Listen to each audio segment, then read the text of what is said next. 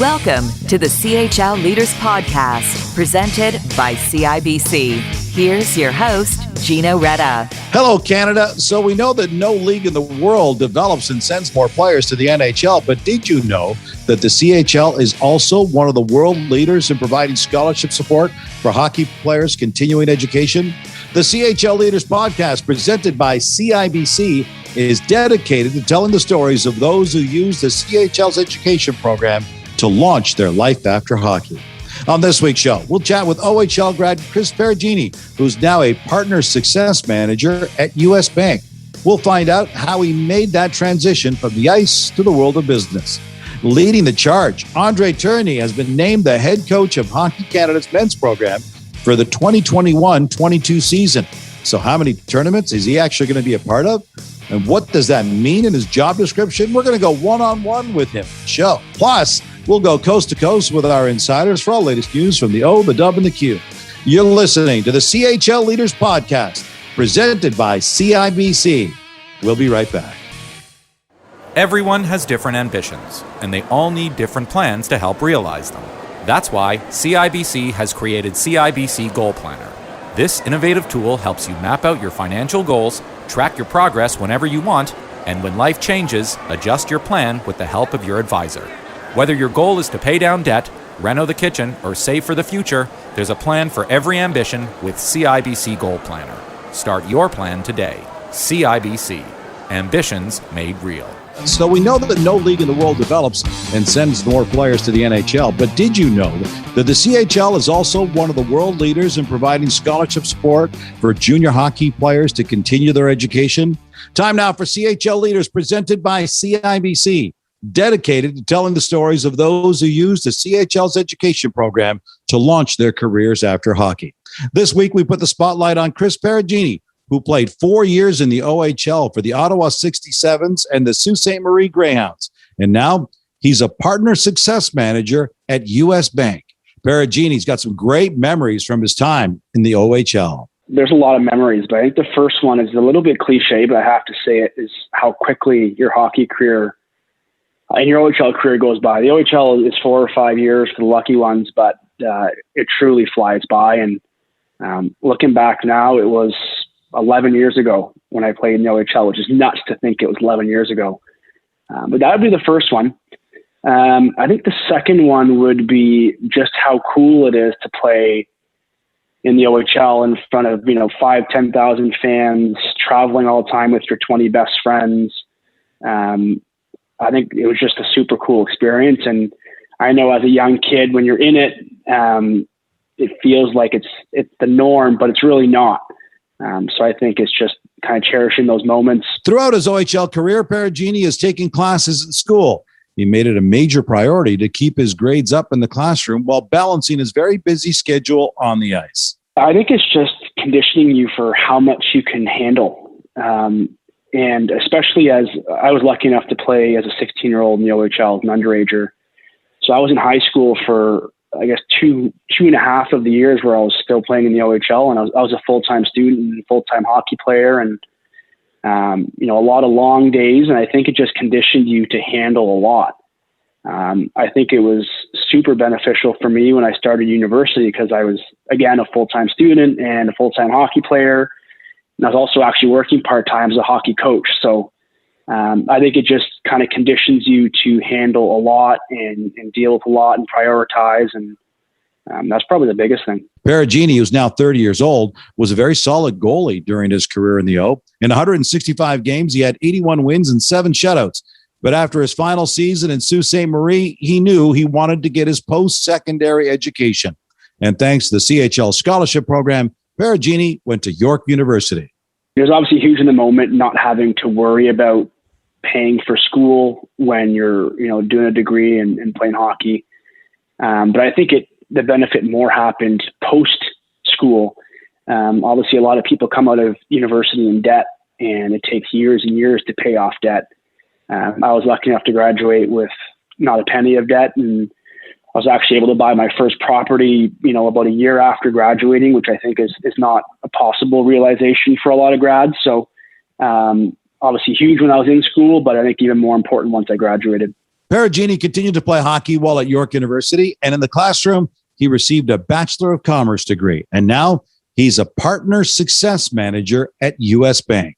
Without the CHL scholarship program, he might not have had the opportunity to get the education and the job he has today. I've been with this company actually since I graduated 5 years ago. I was fortunate enough to start out in sales. I then kind of transitioned more into managing some of our sales partners, which I still do today.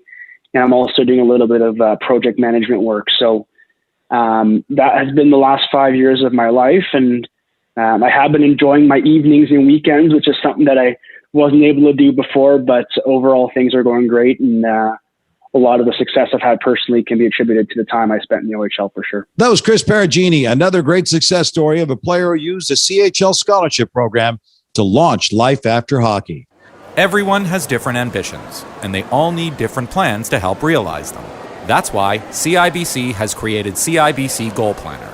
This innovative tool helps you map out your financial goals, track your progress whenever you want, and when life changes, adjust your plan with the help of your advisor.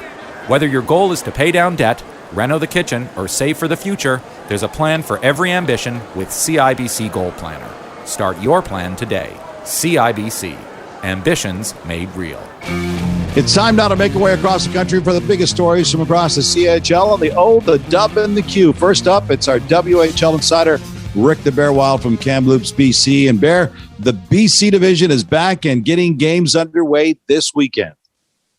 Yes, it is, Gino, but there was some concern when a player from the Kelowna Rockets tested positive last week and was immediately placed into quarantine.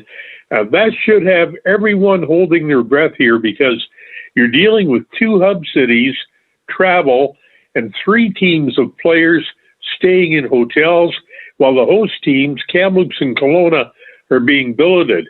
It could lead to more public contact. Although fans are not allowed in buildings to watch the games, teams in the league are heavily promoting its streaming service, $7 a day or $60 for the season for all games under the WHL banner to see some of that talent trying to impress for the NHL draft. Now, most of the teams are carrying young rosters, getting their feet wet, but nearly all of the newcomers are top-end picks from the last 2 drafts that the league has had. All right, let's head south now. American teams are also beginning their schedules, and as expected, Portland and Everett, they look like they're going to be a handful for teams. Well, the Winterhawks didn't start that way. They lost their opener 3-2 in Tri-Cities in overtime, but they found their legs in the new format to get a couple of wins in opening weekend to take 5 of a possible 6 points. Everett was dominant in a pair of shutout wins behind Dustin Wolf, who's a drafted and signed player by Calgary. Wolf has 22 shutouts in his time in the league with Everett, as he is narrowing the gap in the all-time lead held by Carter Hart and Tyson Sexsmith. He's now only 4 behind. Spokane, Seattle, and Tri-Cities all look like they can be competitive, but Everett and Portland, definitely the teams to beat in that U.S. division. I want to ask you about Connor Bedard. He was granted exceptional status to play as an underager in the WHL. And so far, Bear, he has delivered as advertised. Well, he is every bit what people expected. 5 goals, 10 points in only 6 games for the sensational 15-year-old.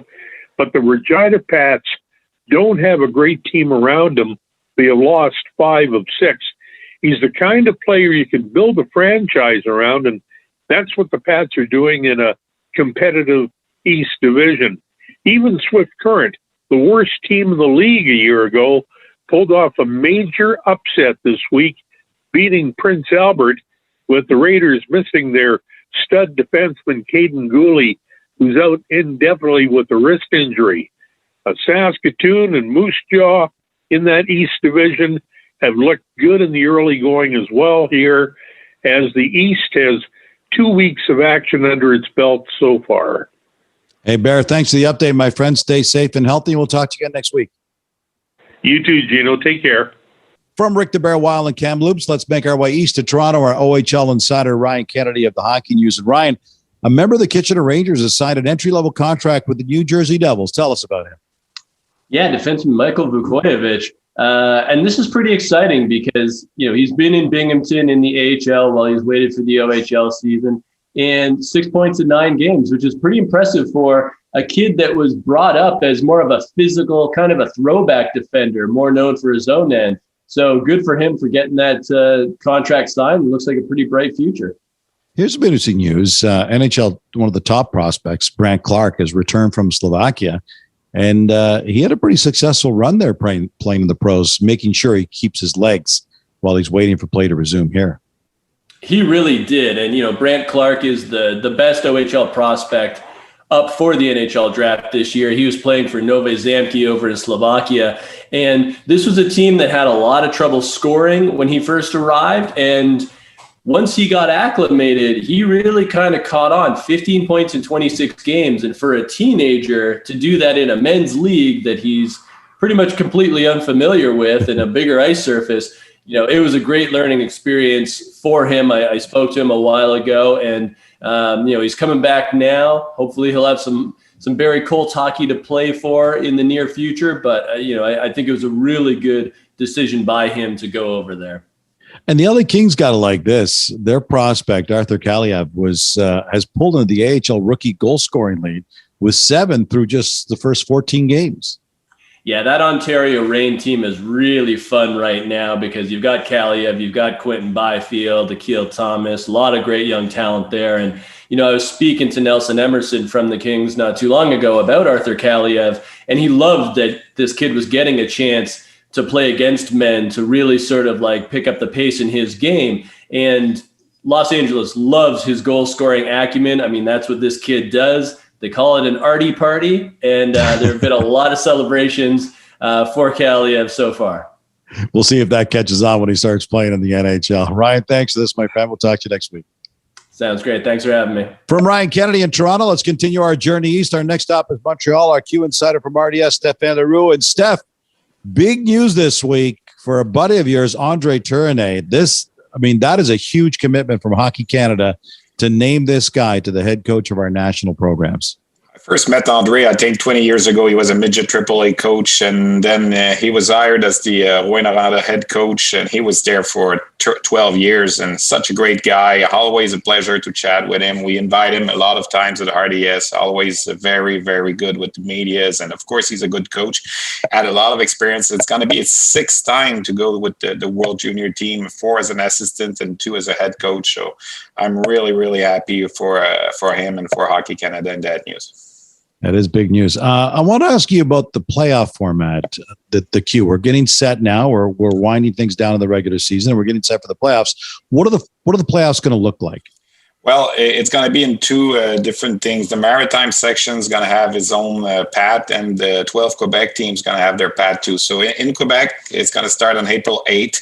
So it's going to be a bye for the first 2 position of each division, and then it's going to be a 3 against 6 and 4 against 5, and then the winners, and we'll go from there. Yeah.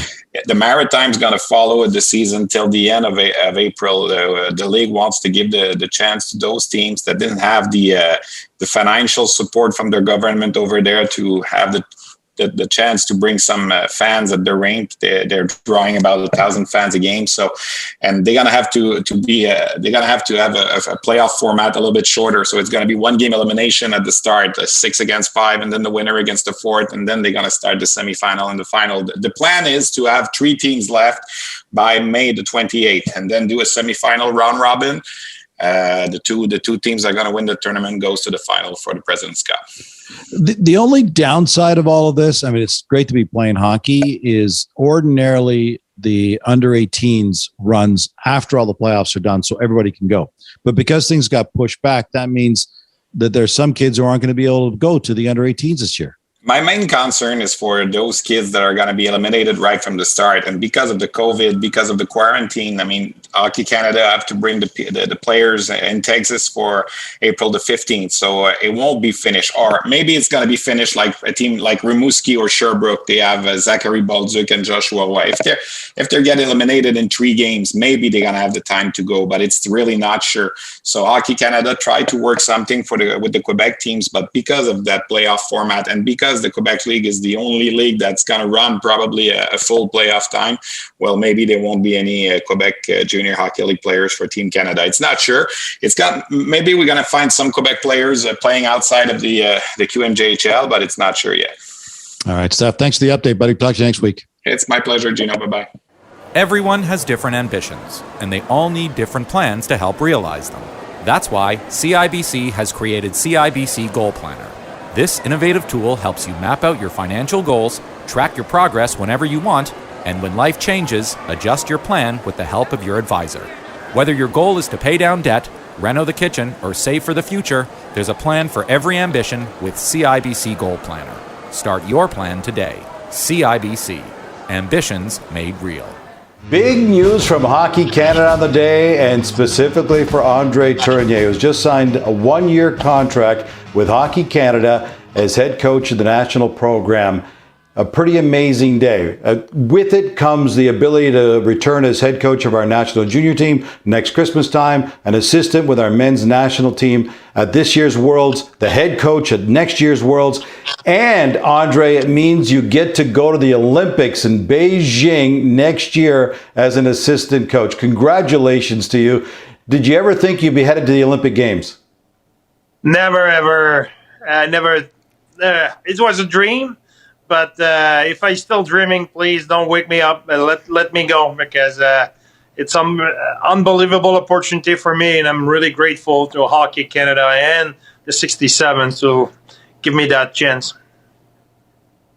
It's a great opportunity to come back next year. This year, you guys got the silver medal playing at the World Junior Hockey Championship, but there were no fans in the building. Now you get to come back next year. It's in Edmonton and Red Deer. There's going to be fans in the seats. What's it going to be like to get that opportunity to come home with the gold this time around as the head coach of the World Junior team again?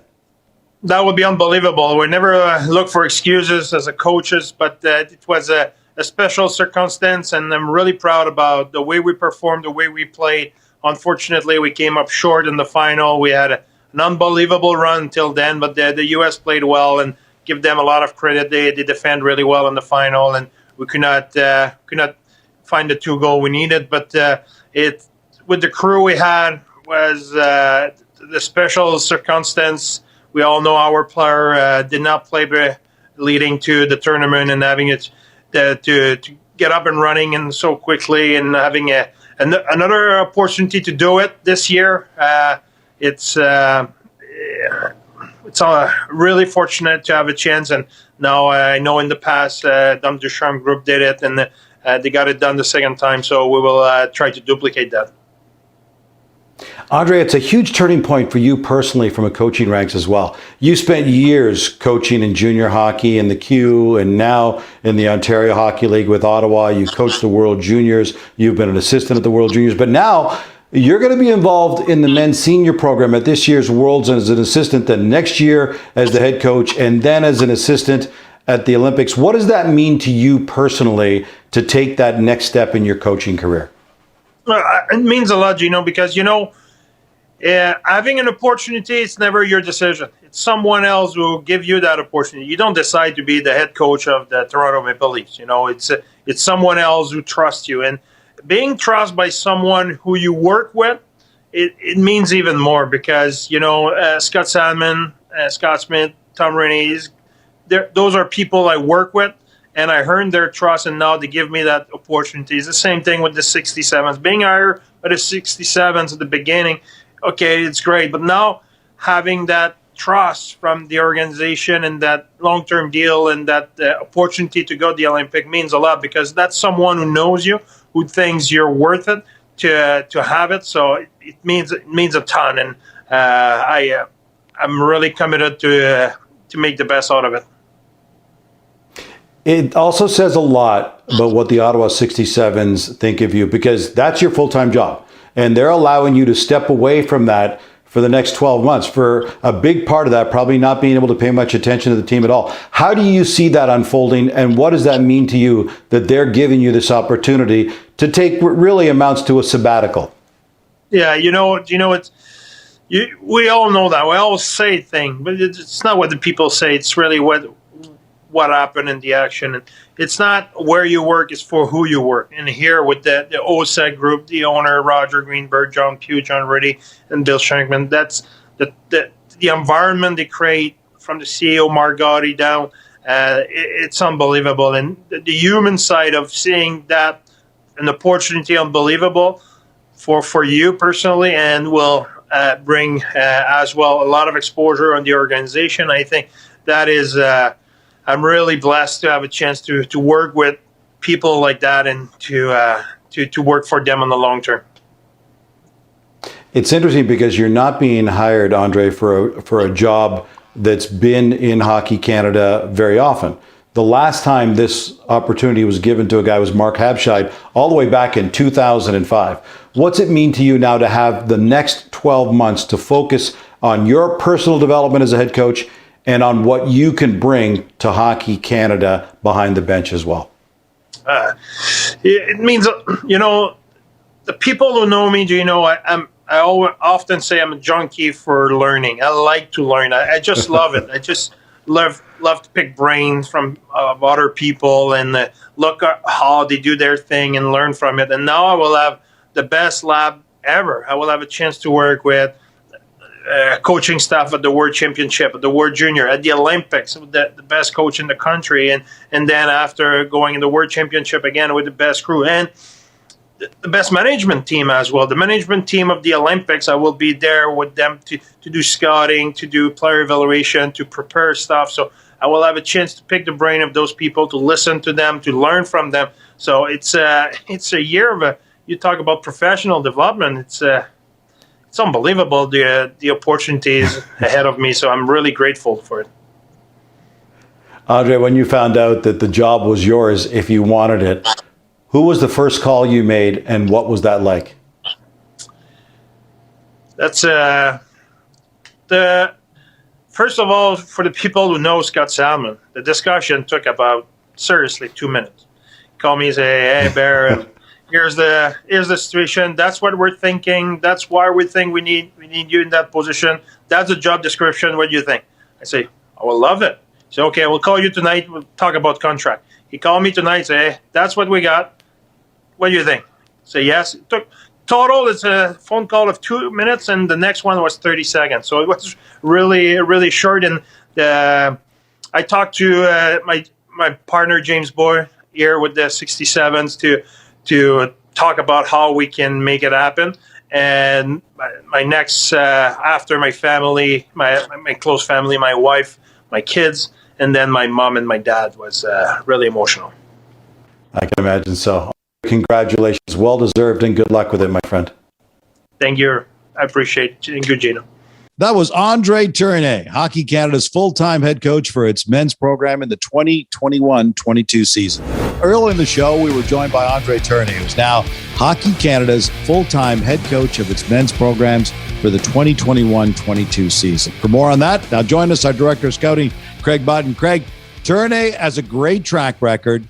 How important was it naming a gentleman, Andre Tourigny or anyone else, to give him this role for 1 full year in their own personal development, and then also from the perspective that the various national teams representing Canada now know who's going to be running the show? Well, I think number one, let's talk about Andre. Andre's a terrific coach. He's really been a leader for Hockey Canada in their program of excellence, worked his way all the way up. And so I think he, as a coach and as a choice to take on this role, is really, really excellent. I think he has a lot of those qualities that are significant. And, you know, what we've seen, Gino, as well, we've seen a lot of coaches return to the World Junior program from other countries, and they get a feel and they come back into the tournament with a lot greater understanding of what the challenges are. They have a lot greater understanding of the player pool. So I think from those two perspectives, it works for Hockey Canada, and to me, they made an excellent choice in Andre Tourigny. How important is it for the programs themselves to already know this far in advance who's running the show? Because now we know he's going to be coaching the World Junior again next year in Red Deer in Edmonton. So we already know that in advance. We already know he's going to be an assistant for this year's men's championship, and he's going to be the head coach for next year's men's championship and an assistant on the Olympic team next year. How important is to know that those slots on the team staff has already been filled?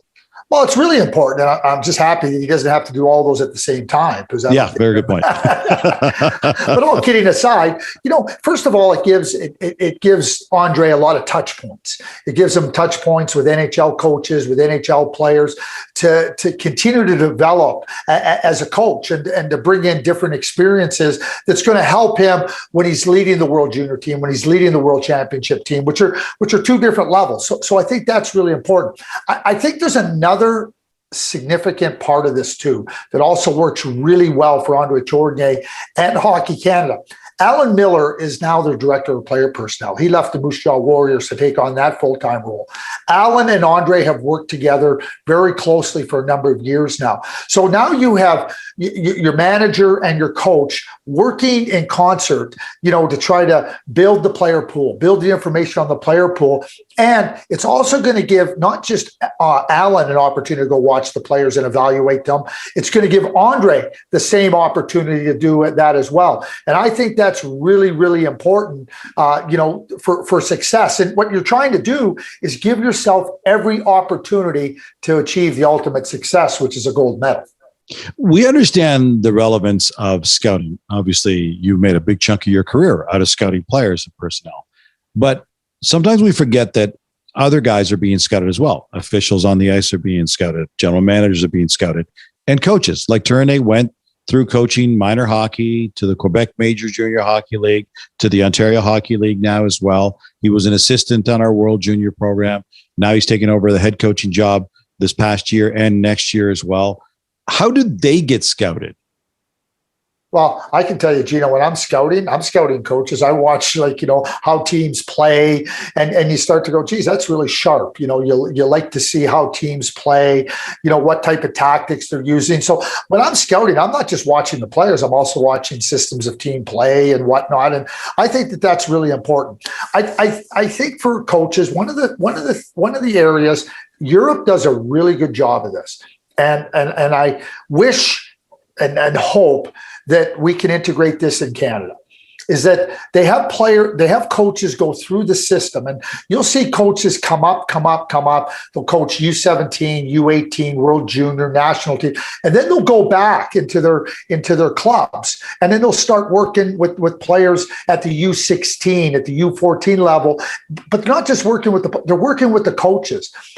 We seem to have a one-way ramp up with our coaches, and where a lot of the younger coaches can benefit is if we can have these coaches circle back and come back into the system to help these young coaches as they try to aspire.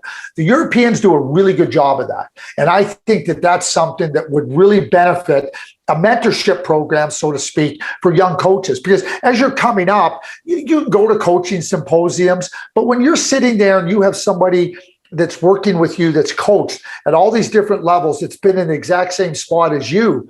I mean, the benefits are enormous. And I think that that's the next steps that I would like to see, in coaching in Canada right across. Because ultimately what it's going to do, it's going to benefit the younger coaches to have that type of mentorship in place.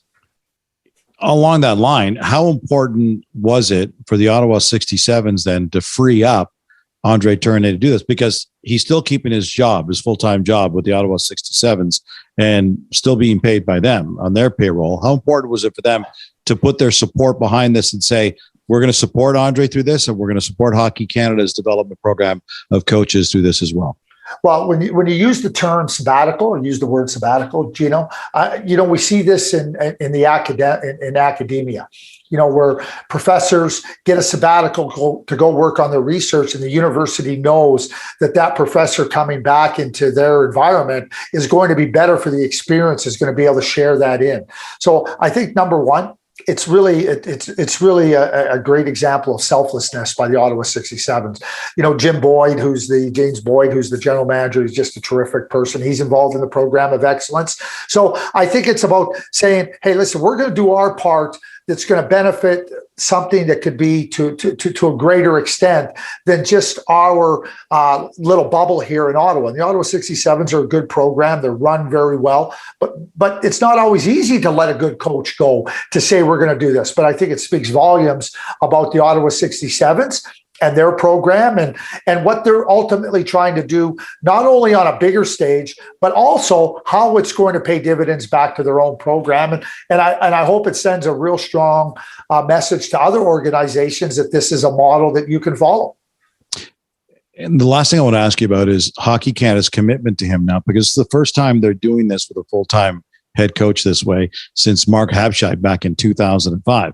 So there's been a big chunk where Hockey Canada was not going through this process. How important is it that this is not a one-off, that this then becomes a regular thing that they do, bring in a guy for an entire year on a full-time basis like this? Well, I think two things. I think it's significant. Continuity always helps, right? And I think when you're looking at, essentially when you're looking at the World Junior Tournament, you're looking at two birth years, that you're looking at. So sometimes that younger birth, and players are trying out, but the younger group, coming back the next year, the coach has an idea of what they're about and he can handle. So that continuity becomes really important. But also, you want to make sure you're doing this with the right people, right?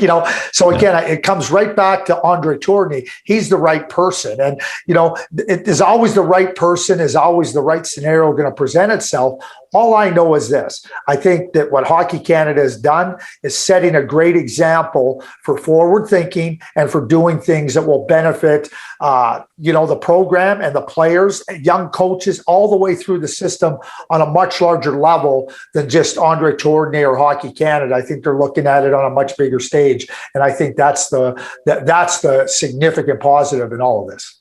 Well said, my friend. Thanks for this, Craig. Stay safe and healthy, and we'll talk to you again next week. We will. Thanks, Gino. That was our Director of Scouting, Craig Button. That's it for this week's show. The CHL Leaders Podcast has been brought to you by CIBC. CIBC, ambitions made real. Proud partner of the CHL. Be sure to follow us on Twitter at Junior Hockey Mag. Felon Campbell's our executive producer. Christoph Pomona is our technical producer. And Adam Scully is our senior producer and correspondent. Until next week, Canada, I'm Gino Rivetta saying so long, hockey fans. And thanks for joining us on the CHL Leaders Podcast presented by CIBC.